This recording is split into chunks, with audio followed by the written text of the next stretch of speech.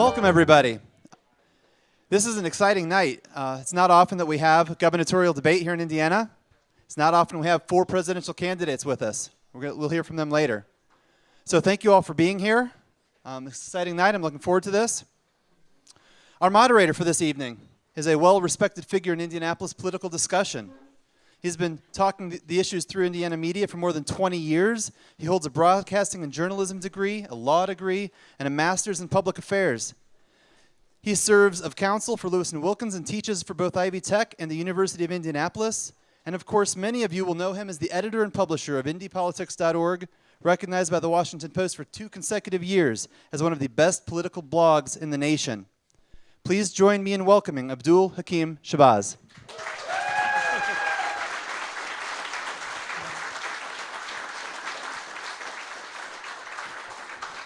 Thank you, ladies and gentlemen. It's my pleasure to be here tonight, helping out my libertarian friends. It was kind of interesting because normally, as some of you know, I'd be downstairs at Nikki Blaine's doing what I do best, which is smoking a cigar and drinking alcohol. Unfortunately, this place is kind of smoke-free, so there you go. No, it's my pleasure to be here to sort of moderate tonight's forum with your 2 candidates for governor. Real quick thing about how tonight's program is going to work. We're going to start with, we'll announce the candidates. We did a coin toss, and so we'll bring them on down accordingly. For the first 30 minutes will be sort of Q&A based on my questions. Then we'll take a quick break for 10 minutes where you can hear from your presidential potential nominees. On your table, you should see cards, little 3x5 cards. For the second part of the debate will be Q&A from the audience. Now, don't take this the wrong way. I know you guys are libertarians and I love you to death, but we went the card route because we like the questions to be brief and succinct and not necessarily 20-minute dissertations on auditing the Fed and fiat currency. So, during the break, we'll go around, collect the cards, and then the questions to the candidates will come from those cards as well. Then the candidates will get an opportunity for closing statements. My goal is to basically give the candidates 2 minutes for opening statements, 2 minutes to answer questions. Won't automatically cut them off right away if they're in the middle of a thought, but we try to keep it balanced so both candidates get an equal amount of time to participate. So with that said, ladies and gentlemen, the gentleman who won the coin toss to come down first, longtime libertarian and Hagerstown businessman. Please, a big round of applause for Mr. Rex Bell.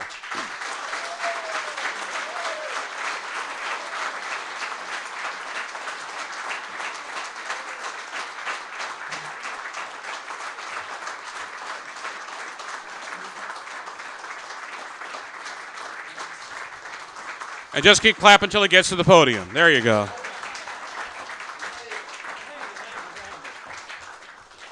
And now the other nominee for candidate for governor of the Libertarian Party, Fisher's businessman, Mr. Jim Wallace.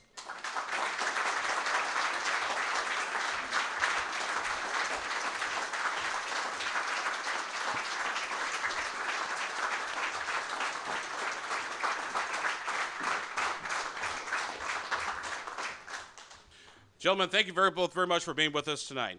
Like we said, because of the coin toss, Rex got to come down the stage first, be introduced first. That means Mr. Jim Wallace will get to make an opening statement. And Jim, you have 2 minutes. Okay.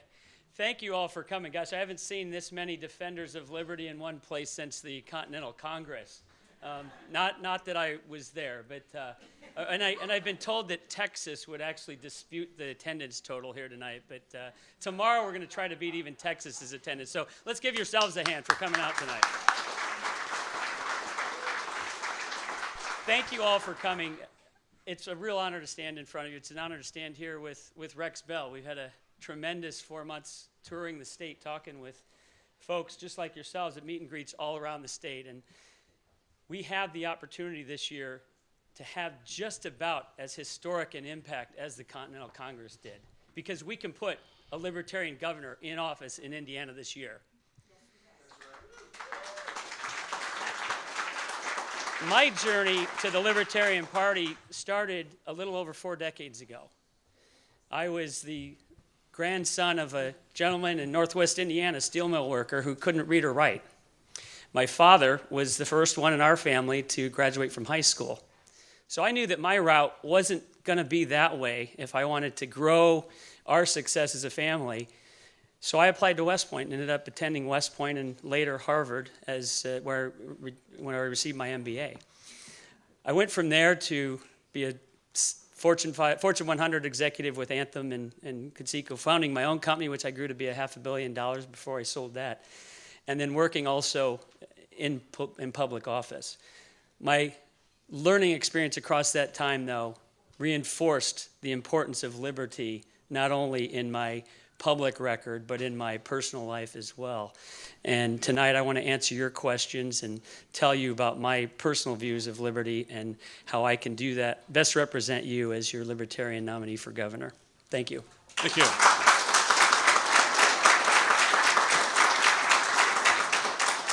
Mr. Bell. Yeah, I'm Rex Bell. I'm from Hagerstown. I've been involved with the Libertarian Party since 2000, and I'm running for office because we need a libertarian in office. We need a lot of libertarians in office because libertarianism is the best way to run our private lives and the best way to run our government.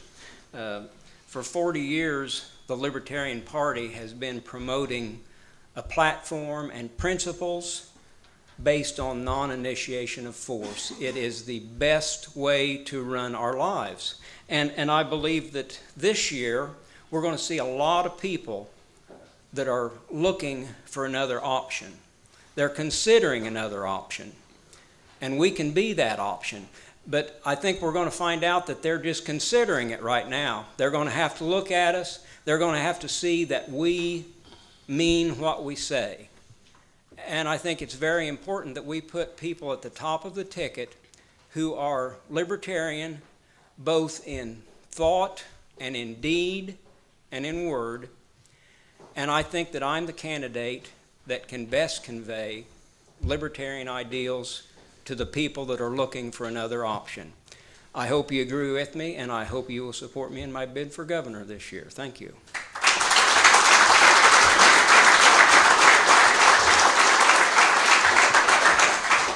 All right, we'll begin with our first question, and our first question is for Mr. Wallace. Jim, Indiana has a $2 billion surplus, AAA bond rating. Unemployment in Indiana has gone from 8% in 2013 down to 5% in 2016. More than 100,000 new jobs have been created. The state has record investment in both roads and education. As a libertarian governor, what would you do differently? You know, it's far past time for us to be resting on our laurels. Mitch Daniels and Evan Bayh before him started the state down a path of success, both in the business community and for a time in our expansion of personal liberty. As a libertarian governor, we need to continue the march to pull back government and not be satisfied with a $2 billion surplus. In my opinion, the surplus should be zero. The money should be back in our pockets and in the pockets of the local governments that we have a lot more contact with and have a lot more meaningful influence in our day-to-day lives. So as Libertarian governor, what I would do is I would work very strongly to do two things. First, restore personal liberty by making sure that Indiana is a welcoming state for everybody, regardless of race, creed, gender, or sexual persuasion. Second, I would ensure that we ran a very streamlined and efficient state government. As the Director of Management Services in Marion County in 1992 to 93, I was part of a team that competed out 70 activities in Marion County and returned $400 million back to Marion County taxpayers over the course of 2 mayoral terms.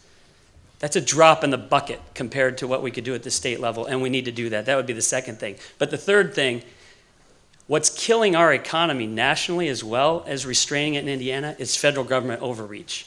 And I would take steps to empower a commission of folks comprised of people just like us to tear down the U.S. and the state constitution and identify those activities that we shouldn't be doing.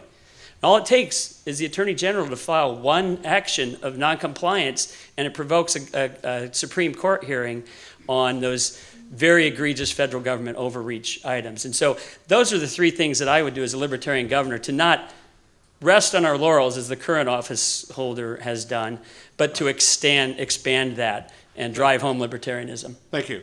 Mr. Bell? Well, you know, when they talk about the $2 billion surplus, certainly a lot of that comes from the state government saying we're not going to do this anymore. We're going to let the local governments take care of it. So they've kind of passed the buck and made that look better that way. As far as the unemployment numbers that they talk about, I've always thought what we really need to do is look at employment numbers. The number of people working, not the number of people that are not working now and looking for work. And it's pretty scary when you look at the number of people that are not working. And the percentage of people that are working as opposed to that. So what I think we need to consider doing is getting government out of the way so that the people that are looking for jobs that aren't on unemployment, people that want to start up a simple small business so that government's not standing in their way. As far as trying to streamline government and make it better, I don't think that's what we're about. I think what we need to do is get government out of the way. When Jim mentioned what the federal government steps in, of course, you know, we've always been strong supporters of the 10th Amendment that definitely identifies what the federal government is allowed to do and what they're not allowed to do. And as a governor, I would push for the 10th Amendment freedoms that we have. And if we can get the federal government out of the way, get the state government out of the way where it doesn't belong, and let people take care of their own business, I think we'll be a lot better off, and we'll create a lot more jobs as they should be created by people, not by government.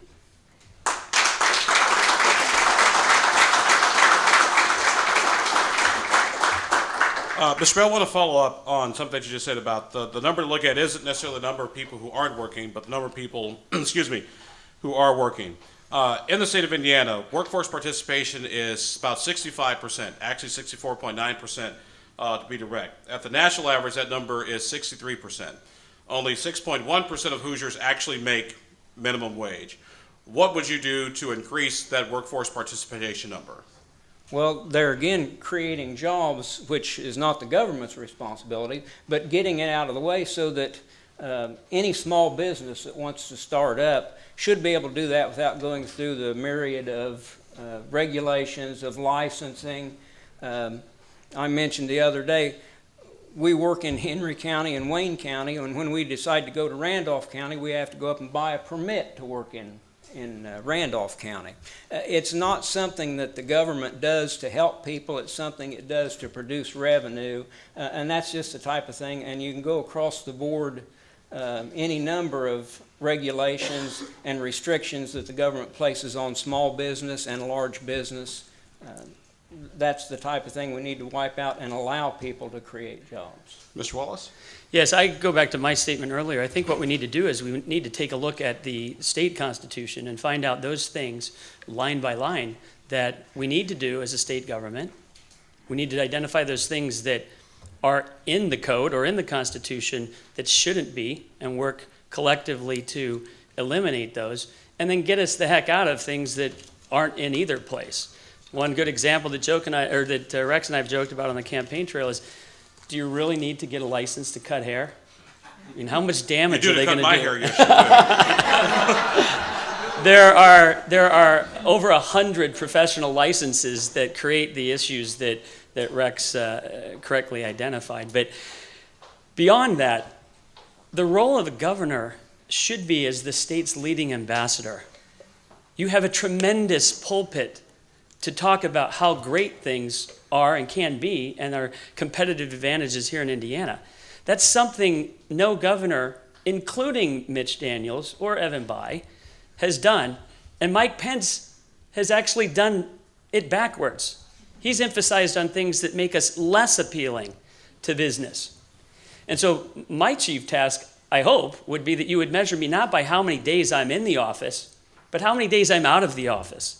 How many days I'm communicating with the CEO of Carrier, the CEO of my friend who runs a company, Accenture, down in Evansville, or Elon Musk, one of my former bosses. We need to contact those folks and be an ambassador for Indiana, pointing out the advantages that we have, being a centrally located state that almost 40% of all traffic has to cross through going east or west.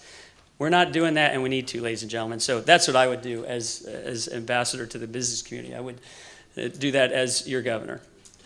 Gentlemen, it is January 14th, 2017. You've just been sworn in as governor of Indiana. You are sitting down with a meeting with House Speaker Brian Bosma and Senate President Pro Tem David Long. Mr. Wallace, we start with you. What is your agenda for your first 100 days, and how do you get that through a Republican-controlled legislature? That's a good question. I think and it's important that we have an agenda for the first 100 days, because that's what's going to be our differentiating factor with the voters this election cycle. The first 100 days in my administration would include several things. One, a full court press for legalization of marijuana.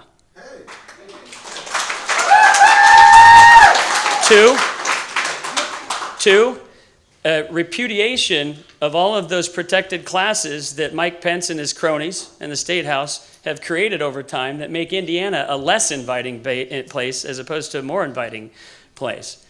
Third, we need to take a look at our road and bridge repair. We need to prioritize those repairs and start investing what dollars the state government already keeps and make Indiana an inviting place for business in terms of our infrastructure. Also included in that 100-day plan would be comprising and building a commission of folks from this room who are going to take a look at the Indiana Constitution and say, we need to be doing this. We don't need to be doing this. Why in hell are we doing this? And send that list of items back to the state legislature with an agenda to curtail those and return the funding back to the local communities. That's what I would do in the first 100 days. Rex, what would be your agenda for the first 100 days when you sit down with Speaker Bosma and Senate President Pro Tem David Long?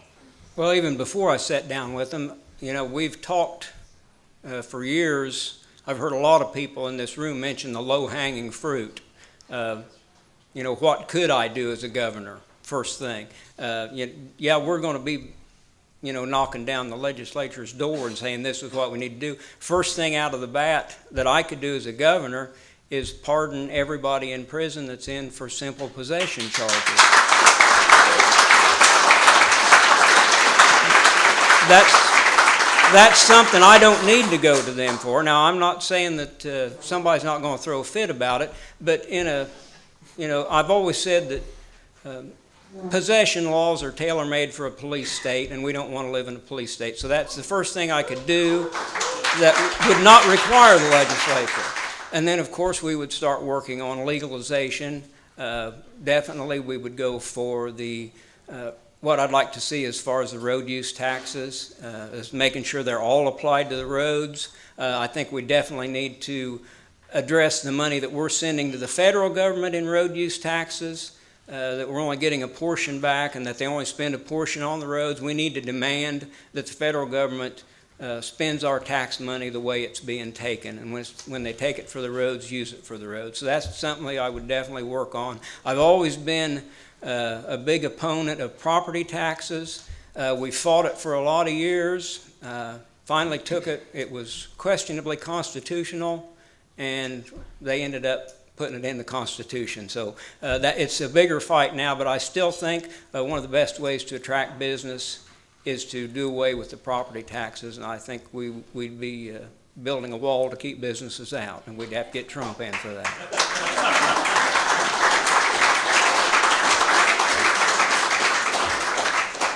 Jim, I want to change gears and talk about roads and road funding, because obviously Indiana being the crossroads of America, the state is within a day's drive of 80% of the population. Indiana lawmakers came up with a short-term funding solution, and most of that included giving local governments more local authority to pay for local and county roads. But there is no statewide long-term funding mechanism yet. So starting with you, Mr. Bell, what would be your long-term plan to pay for Indiana's roads and infrastructure? Well, as I mentioned a little bit ago, I think the very first thing is to spend the road use taxes on the roads. We don't know if we're taking enough in for that or not. They've never spent it all on the roads. Indiana is doing better than a lot of states. They're sending out down to the counties the option of passing more taxes. A few years ago when Henry County passed a wheel tax, and they passed it as this is going to help the roads. Well, it ended up 75% of it went to pay on the insurance and pensions of the county employees. Well, basically they lied to us. They lied to us a lot. That's corruption, you know, however you look at it. So yeah, that's the first thing I would do. State level, county level, make sure all taxes are spent on the roads. If we find out when we're doing that it's not enough, then we can come back and address the issue. We know they're falling apart out there. Interstates, of course, that's the federal money coming in from that. They need a lot of work, but the money's there if we can get them to spend it correctly. And that's what my drive would be, is to try to get them to spend it correctly.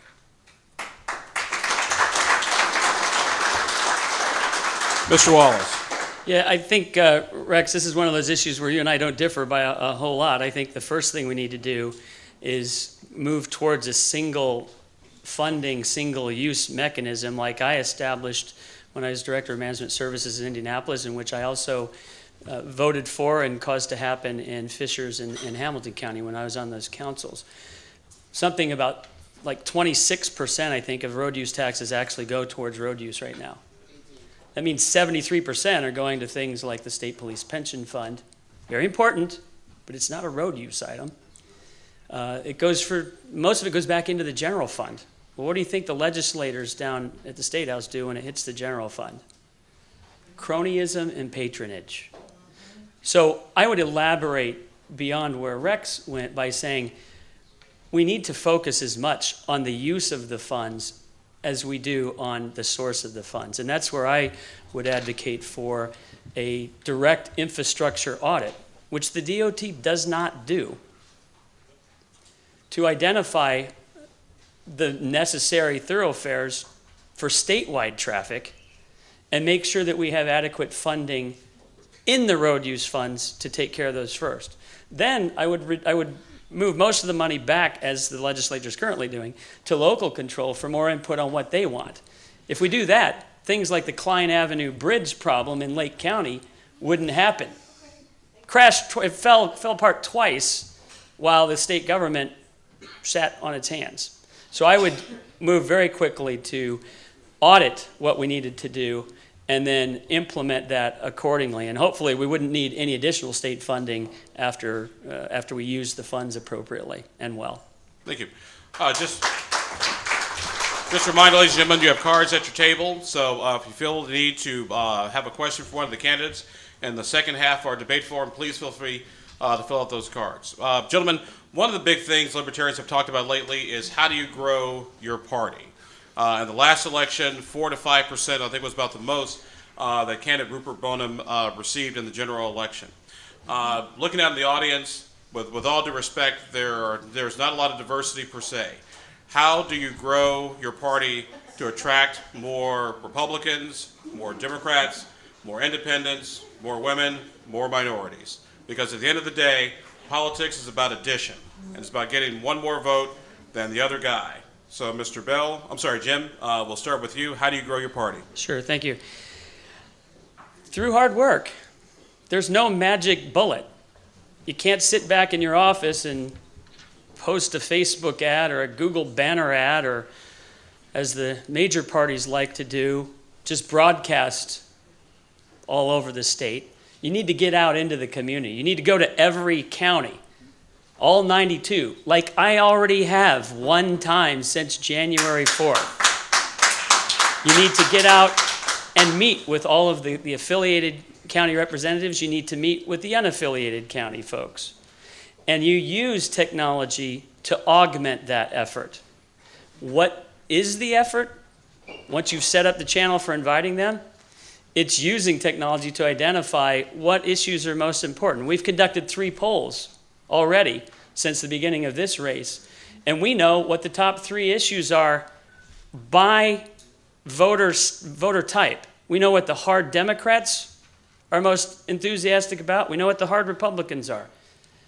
But most importantly, we know what the 67% of independents and soft R's and soft D's are. We need to get out with that message, and we need to tailor that message to each one of them and communicate with them monthly. Many of you know I own a company, Direct Connect, which has a database of every adult American. Overlay that with the voter registration database, and I can deliver to every county a tailor-made recruiting list for not only voters, but candidates, contributors, people that can grow our party, and we could take advantage of the dysfunction that the establishment parties have for us out there right now. Thank you. Mr. Bell, how do you grow the Libertarian Party? Well, we've been growing the Libertarian Party. I'll have to say there's nothing we can do to help the party any more than the Republicans and Democrats have been helping us in the last few years. And I appreciate that very much. Yeah, it is important that we grow the party, and the best way that I've found to grow the party is to get our ideas out there. I don't care what hardcore Democrats want. I know we're supposed to reach out to them, but what it amounts to is we have to stay on message. We've talked for years about voting for the lesser of two evils. I don't want to get to the point that we give people the option of voting for the lesser of three evils. I think we need to stay true to our message, and it's a good message. And we have what I like to call a fiscal reality that's on our side too.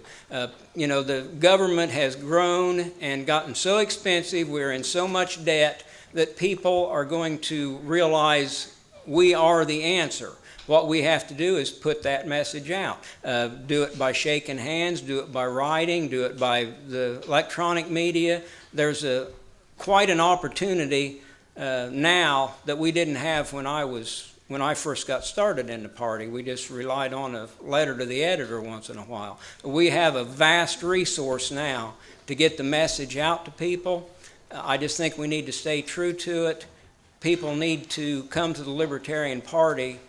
We don't need to change and reach out to them. If we do, we'll lose our identity, and we just won't, like I said, we'll be the lesser of three evils, and I don't think that's where we want to be. I think it's important that we stay on point and maintain our principles.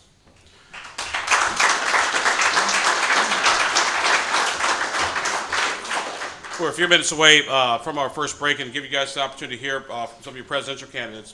Rex, I'm going to go ahead and start this question with you. It's about your opponent, Mr. Wallace. Much has been made of a recent incident involving an arrest and what exactly happened. Is Mr. Wallace's personal history fair game in a debate for governor? Well, it's something, whether it's fair game or not, it's there. It's going to be there. It's been there from the start of this, and it's going to maintain its position. If Jim gets the nomination, and this is nothing personal, please understand that. This is about the party and what's important to the party. It is going to be brought up clear through the election. We are going to be defending that. Regardless, people don't spend a lot of time studying things. Most people are involved in politics on election day, and that's about it. So it's going to come up. That's going to turn them off. They're going to say, wait a minute, this is the party of non-initiation of force, and this is the top of the ticket. We can't believe what they say. So, yeah, I think it's fair game. I'm sure he wishes it never happened. I wish it never happened. I wouldn't have to be up here right now. But that's just, that's the reality of things. And, you know, it's something we have to consider when we look at what's going to happen to the party this election cycle. I think it's a legitimate concern that a lot of people have, one that I had. So that's just basically my stand on it. Mr. Wallace, is your past record fair game? Absolutely. I think the voters and you all deserve the right to know everything there is about me, so you can make a decision, an informed decision, about whether I'll be able to lead, or whether I'll be able to be your voice in Indianapolis and outside of Indiana. So absolutely I do. Now, do I think that's an issue? Absolutely not. How we've gone about it so far is a recipe for disaster. Those in this room who would trivialize domestic violence are going down the wrong path. I assumed everybody in Indiana knew. But John Gregg's been married 3 times. His personal experience isn't far too off the mark from mine. And 75% of Hoosiers have been touched by divorce. Mike Pence's wife, Karen, was involved in a very bitter divorce prior to her marrying Mike, of which Mike was a part. Stones don't go very far in glass houses, ladies and gentlemen. And do I feel badly and regret what happened? I acted in an undistinguished way, as did my wife. But the good that came out of that can serve as a springboard for libertarianism. How? Think about it. I stood alone, accused by not one but 2 people, seeking to undo a contractual right binded by the state in marriage. And then the state chose to charge me. It wasn't a charge by my partners. In fact, their wishes weren't considered. It was the state. And I was ready to go to trial, but the state looked at the conflicting evidence and determined that, in fact, what was alleged didn't occur. I would welcome that attention as a springboard all day long. Do I like being that person? No. But I think it's an opportunity for us to connect with people that have faced the government in this way. And I will take full advantage of that as your nominee for governor. You rest assured. Thanks, sir. Question, ladies and gentlemen, before we take our next break, before we take our first break, in your opinion, and Jim, we will start with you, what is the biggest challenge facing the Indiana Libertarian Party? I think the biggest challenge facing all of us in this room is to appeal to not our own sense of libertarianism, but the voter apathy that ends up with 60% of the eligible electorate not voting. If you ask them, and if you look at our polling data, that same 60%, even Abdul's own polls show, identify with libertarian values. So what we need to do is we need to craft that message and deliver it in a customized way to every voter, saying, you don't like the way the government tells you what you have to do in your bedroom? We're the only one that's going to be your proponent for civil liberty in Indianapolis. You don't like the way the state government is taking money from your pocketbook and putting it to uses you don't agree with? We're the only ones that stand against that as well. So our biggest challenge, ladies and gentlemen, is going to be to not rally ourselves, but to take our message out to the disaffected people that aren't voting. The hard D's and the hard R's are going to continue to vote for the lesser of 2 evils. It's the middle 67%, fully 2/3 of whom don't vote at all, who share our values. And the only way we can get to them is to give them our message in a detailed, customized way and recruit them to the polls in November. Mr. Bell, the biggest challenge facing you, in your opinion, the Indiana Libertarian Party? It's getting people to vote for us. That's just the way it works. I've had, I don't know how many people tell me, I'd vote for you, but you don't stand a chance of winning. And I've told them time and time again, if everybody that told me that would have voted for me, I'd be in the State House right now. We've got to convince them. We've got to show them that we can win elections, and we've done that in Wayne County. We've won 8 elections over there, so I can say, yeah, it can be done. It can be done. It's not an easy task. I've been working over there for 15 years getting that type of success. We've won a couple elections next door in Henry County. So it's a doable thing. We just have to be able to reach out to the people, convince them that the wasted vote is not a wasted vote. If you're voting for something you want, it's not a wasted vote. We can show them that we've won.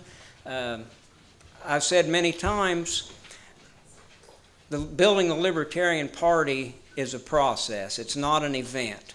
We've all been working on it for many years. We gain every year. I think we're going to gain a lot more this year. We just got to keep plugging around. Jim says there's not a magic button. No, there's not a magic button. It's something we have to all be dedicated to, stay true to the cause, and go after them. It's not going to happen overnight, but it's going to happen. Thank you.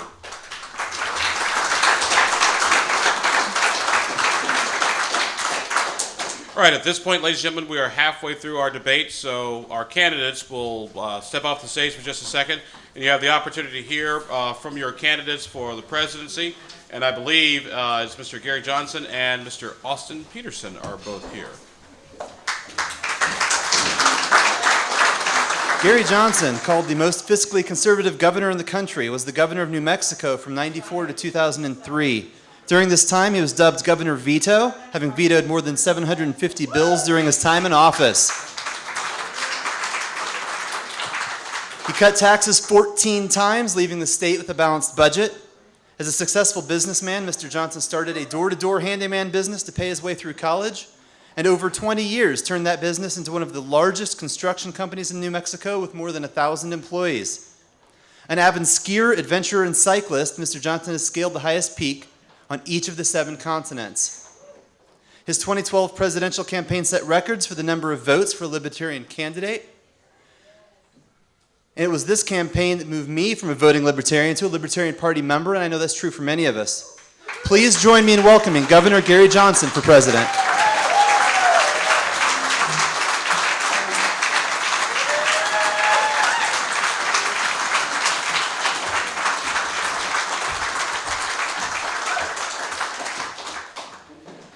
Why am I running for president? I have to believe that being president of the United States has to be one of humankind's greatest experiences. That aside, I think I would do a really good job. And I base that on having been an entrepreneur my entire life, sharing in the profits, understanding the magic of sharing in the profits, and growing a company, understanding business, what it is to have government regulation, what it is to make a payroll. I also base this on having been governor of New Mexico. And I want you all to know that people in New Mexico wave at me with all 5 fingers, not just one. It's an okay experience. And I did that in spite of the fact that I did veto arguably more bills than the other 49 governors in the country combined. So I'm a real skeptic when it comes to government and what government can accomplish. I'm also an athlete and an adventurer, and what I've learned from that experience is never give up. What I've learned from that experience is that anything that can go wrong will go wrong, and it's your ability on how you deal with that that determines your success or failure. We all undergo failure. And we're faced with a decision. Do we crawl up on the couch and do we give up? Or do we learn from that experience and get up the next day with a smile and take on the challenge? I would not be doing this right now. I would not be running for president if there wasn't the opportunity of winning. And that's the opportunity that we have right now. But the only opportunity that any third party has of winning is actually being in the presidential debates. That's the only chance. But that chance exists. It's real. I'm suing the Presidential Debate Commission on behalf of libertarians. So whomever the libertarian nominee is has the opportunity to be in the presidential debates because of this lawsuit.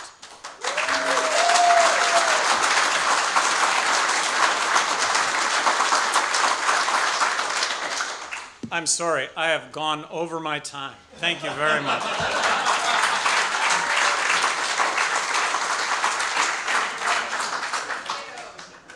Also with us tonight is Mike Shannon.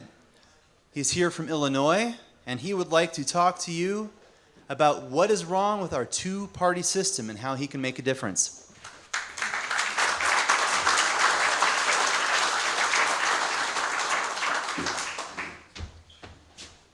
Ladies and gentlemen, I've been a libertarian for about 10 or 12 days.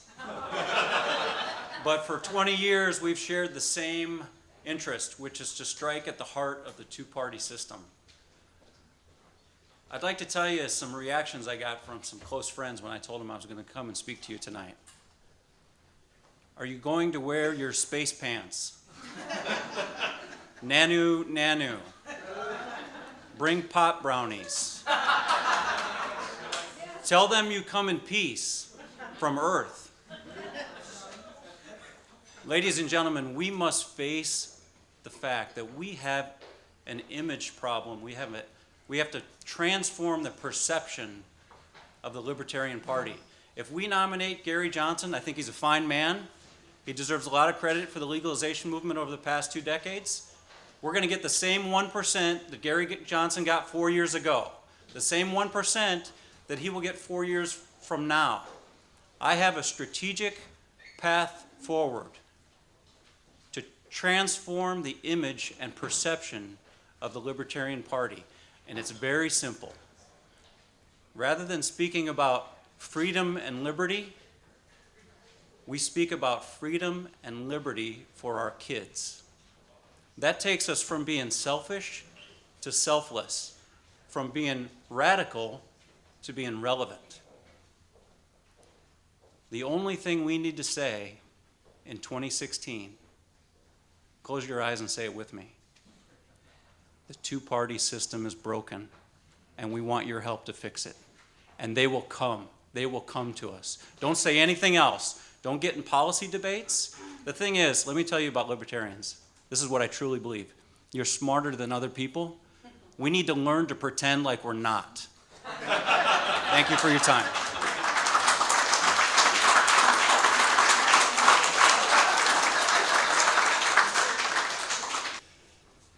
So allow me to introduce Darryl Perry. Darryl Perry was born and raised in Birmingham, Alabama, and the surrounding area. Darryl has spent most of his adult life as an advocate and activist for peace and liberty.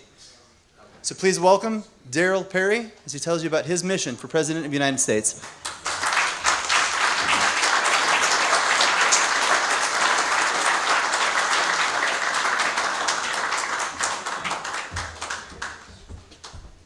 I'm Darryl W. Perry, and I represent the Libertarian wing of the Libertarian Party.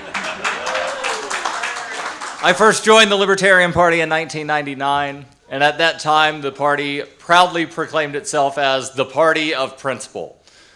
But over the last almost 20 years, the Libertarian Party has become the party of watered-down messages and half measures. We've become the party of saying maximum freedom, minimal government, to the party of saying, let's tax and regulate things as a road to possibly having more freedom and less people in jail. And yes, having less people in jail is a good thing, but taxing and regulating things is not good. It's because of taxes and regulations that we've gotten to the point that we are in this country, to where almost everything is taxed and regulated to some level. The one exception that I'm not able to find in state statute is tomatoes. And I look forward to the day that everything is as legal as tomatoes. And I don't know of anybody that would say that tomatoes aren't legal. You know, most of the time when you say legalize something, they say, okay, so what are the regulations going to look like? Okay, well, let's look at the state regulations of tomatoes. As far as I've been able to find, there's no regulation anywhere of how many tomato plants you can buy, how many tomatoes you can buy when you go to the grocery store, how many tomato seeds you can buy, how much ragu you can buy. But in states like Colorado and Washington, where they've quote-unquote legalized cannabis, there are all kinds of regulations on how many seeds you can have, how many plants you can have, how much cannabis you can purchase when you go to the state-regulated business that has an incredibly high tax just because it's cannabis. You go to the grocery store, there's not a special tomato tax. Everything should be as legal as tomatoes. And when I say that, I include crystal meth. And most people, I hear the shock. But most people do not realize that the federal government considers crystal meth to be safer than cannabis. I'm out of time. DarrylWPerry.com.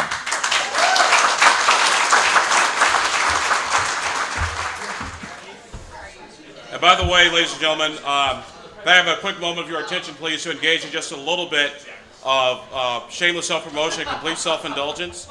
I just got a text message from my colleagues who are at the Indiana Society of Professional Journalists dinner, a column that I wrote about RFRA and how it led to the possible decriminalization of marijuana. Just won the first place award for best column in the state of Indiana for 2006.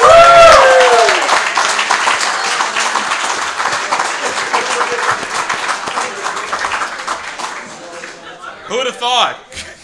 I wrote it at Nikki Blaine's too. That's the fun part. Also, my third martini and second cigar. All right, ladies and gentlemen, welcome back to part 2 of the debate. Please give a round of applause for our candidates today, if you could.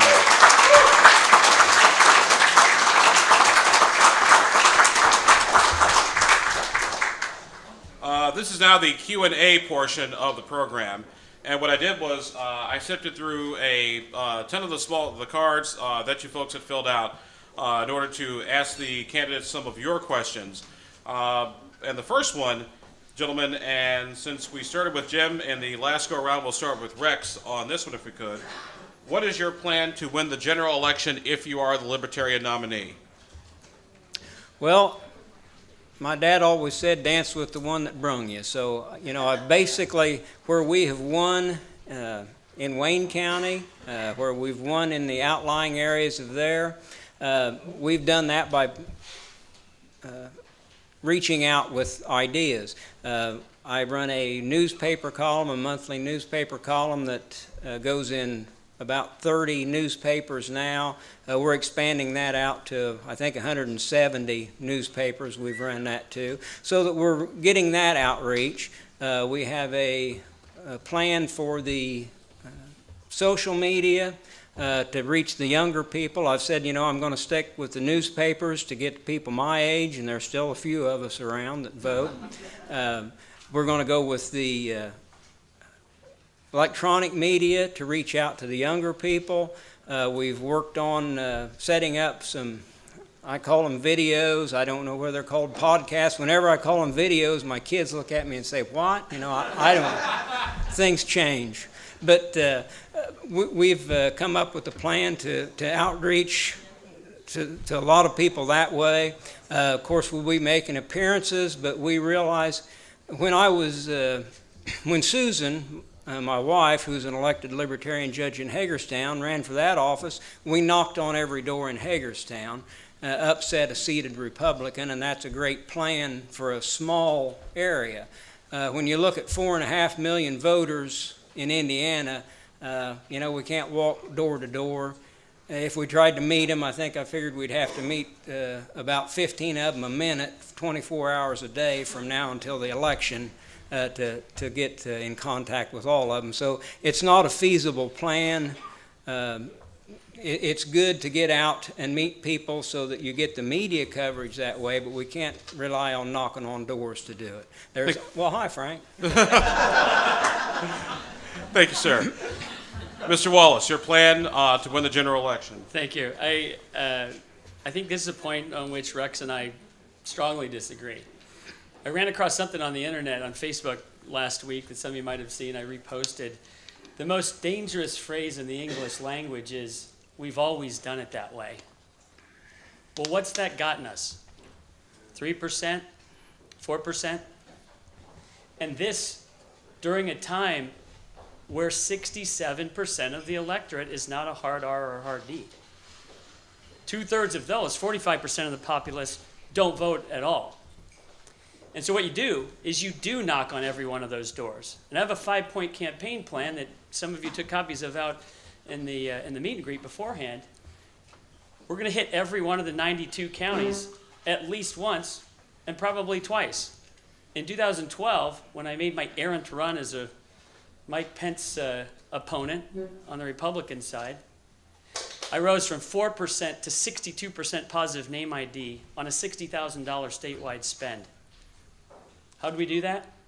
Using that electronic database, Direct Connect, that we have, that customizes messages to every one of the 4.5 million voters. So not only will we go to all 92 counties and create appearances, but we'll also, and we've already started contacting all 383 media outlets.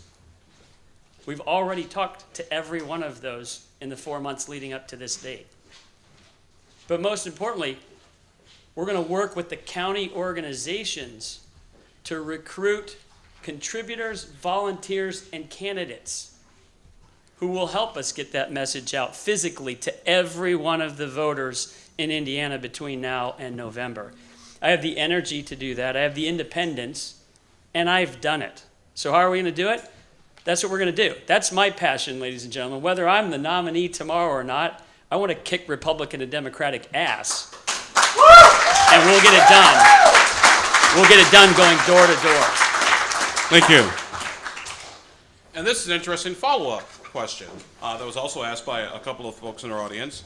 And Jim, we'll start with you. Let's say you don't win the nomination. What will you do to go forward to support the party and the other candidate running? And I'll take that one first? Yeah, Okay. start with you. Thank you. I mentioned in my opening statement, my journey to the party started 4 decades ago.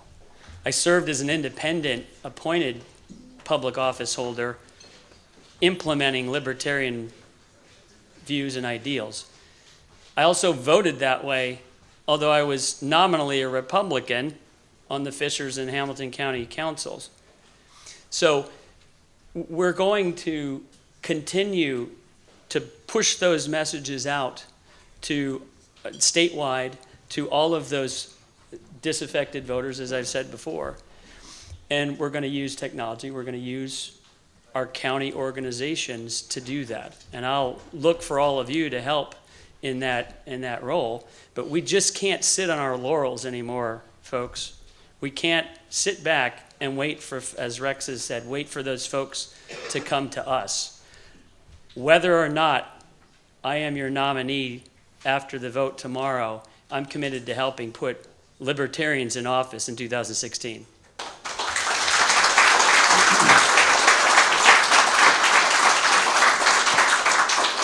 Rex. Well, I'll continue to campaign. I've been doing it for 16 years now, running for office, supporting candidates.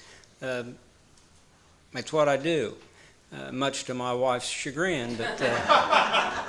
But yeah, I've run for office 7 times, starting at the county level, clear up to the state or the U.S. Representative, District 6. And I'll continue to do that.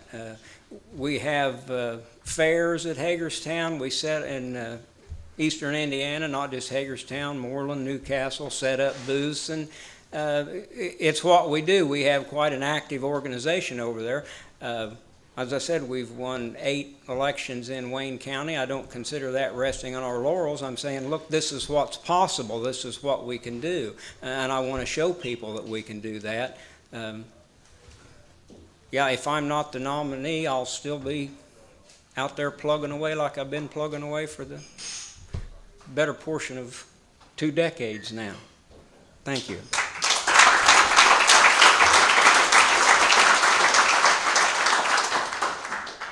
And in typical reporter fashion, I threw in a question here myself, gentlemen. Rex, this will start with you. All right. If your opponent is the nominee, would you be willing to serve as his lieutenant governor? Well, the problem I would have with that is I've already addressed, what my concerns are with Jim running. I think my efforts would be probably better placed, in another area. I know there is a man running for lieutenant governor that is very qualified. I don't think I would step on his toes. There's plenty of other places I can serve in the party.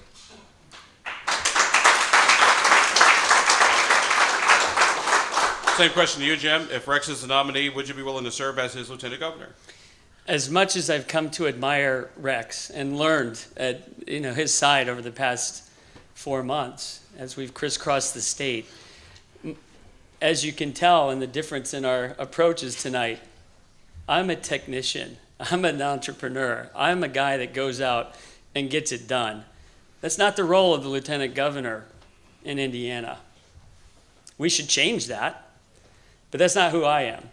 Who I am is I'm the guy that you go to, as I was in the Air Cavalry when I was in the Army. that goes out to the forward edge of the battlefield and blazes the trail for all of you to come join and convert everybody and change state government that way. So as much as I'd like to spend the next 8 years with Rex as governor, if I am not the nominee, I'll contribute to all of your campaigns in different ways.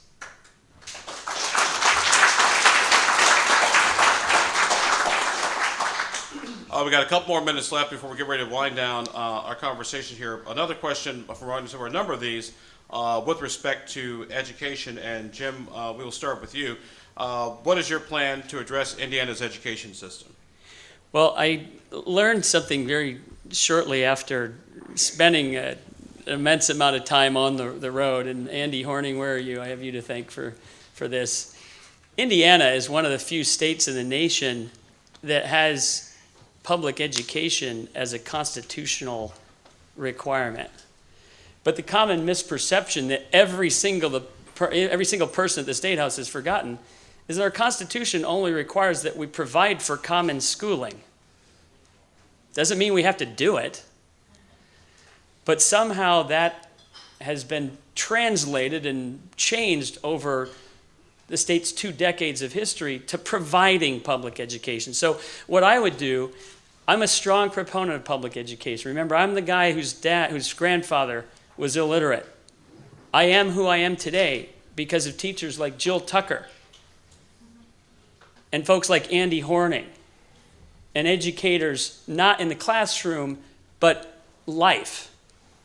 We need to provide for the common schools and then turn the responsibility for that education back over to our families, for those that want to homeschool, charter schools for folks that want to do private schooling, and then make arrangements for the provision of public schooling. But number one, the dollars need to follow the student, and we need to hold all standards of education to a common one, not Common Core, but we shouldn't penalize public education, nor homeschooling, nor private schools. And that's the tack I would take as governor in approaching education.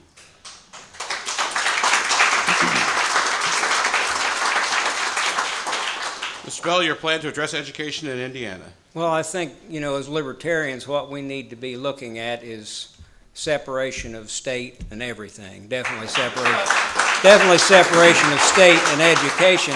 I realize, what the Indiana Constitution requires or calls for now, but I think as libertarians, what we need to do is promote a complete separation, something that we could something to shoot for that we probably wouldn't accomplish in one term, but I would like to see it turned back over to the families. We talk about what the government's going to do.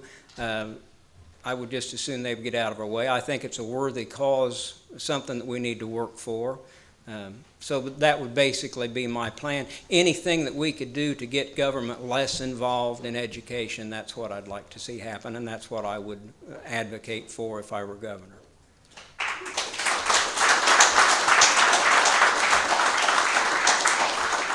Well, gentlemen, I told you we would do this for about an hour, and we are now at an hour. So we now come to the end of our debate in our forum here. And with respect to closing statements, since Jim Wallace got to go first on the opening statements, Mr. Bell, you have 2 minutes for your closing statement. Well, I'd just like to say I'm just tickled to death to look around and see all these people in here. I've been to some conventions that weren't quite this large.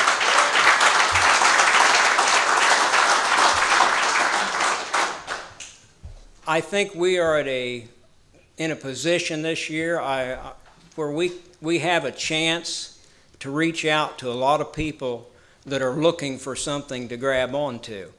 And I think that the Libertarian Party is the best option they have if we can convince them that they are.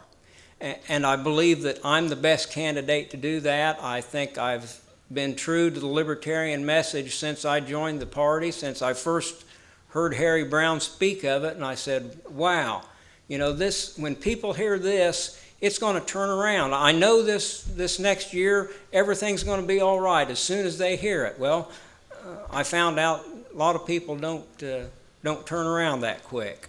But we have made a lot of gains. I think we're going to continue to make a lot of gains. I think this will be a banner year for libertarians. And I hope that you'll allow me to lead the state party this fall in that election and in the campaign this summer. Thank you.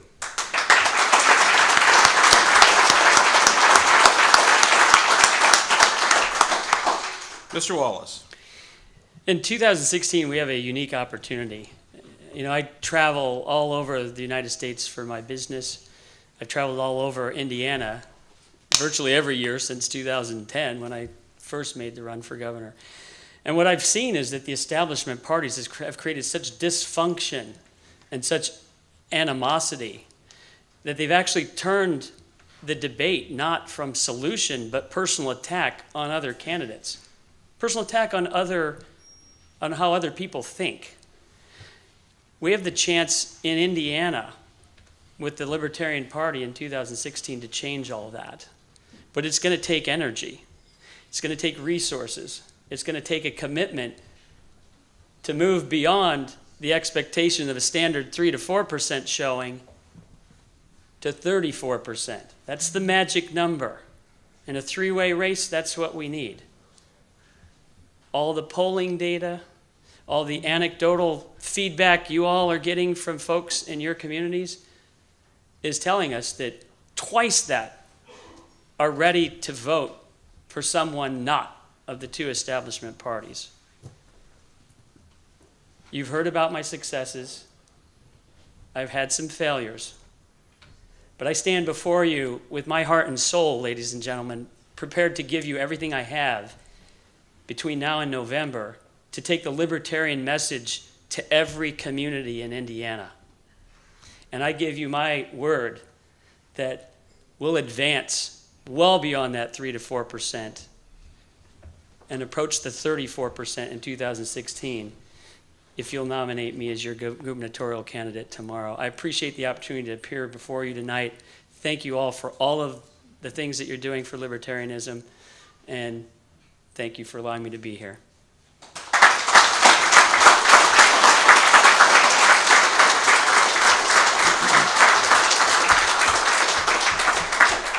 Before I have you gentlemen leave the stage, I want to take a couple of quick notes of personal privilege and liberties, if I could. Number one, oh, you know I was going to do it anyway. So. Hey, you people interrupt my cigar martini time. This is. It's not like you paid me to do this. First of all, a big round of applause for both Rex and Jim. Rex.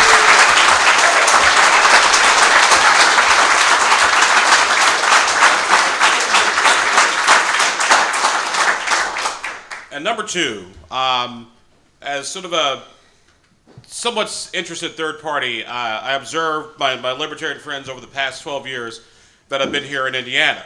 I've watched you guys have successes. I've watched you guys have sometimes some not so successes. But I can tell you this, with the current political climate here in Indiana and nationwide, you guys are sitting at the cusp of the very beginning stages of actually being a real force and an agent for change, not only in Indiana, but across the state. And your biggest, now here's the bad news. That's the good news. The biggest obstacle, with all due respect, is you. You cannot, I repeat, ladies and gentlemen, you cannot let your divisions get in the way of the ultimate mission. Fundamentally, you all agree.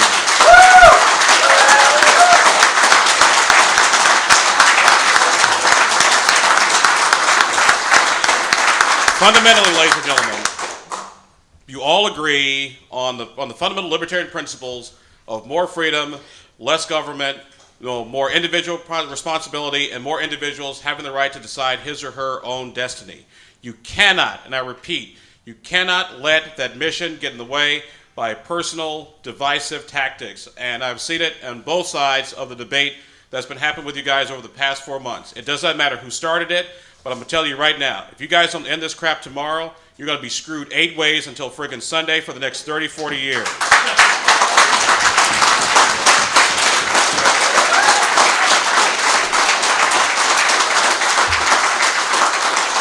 And And just one little word of warning: you keep this crap up, I will change my residency, and hell, I'll come back here and take over this party in 4 years. Okay?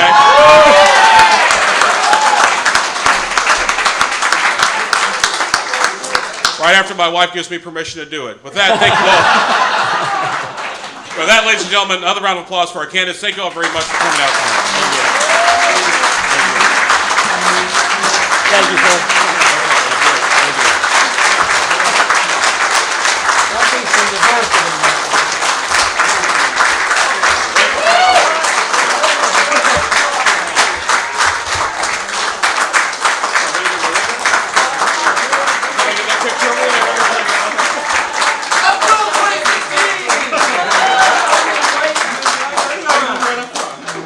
Now go drink. I think the Yellow Club is still open.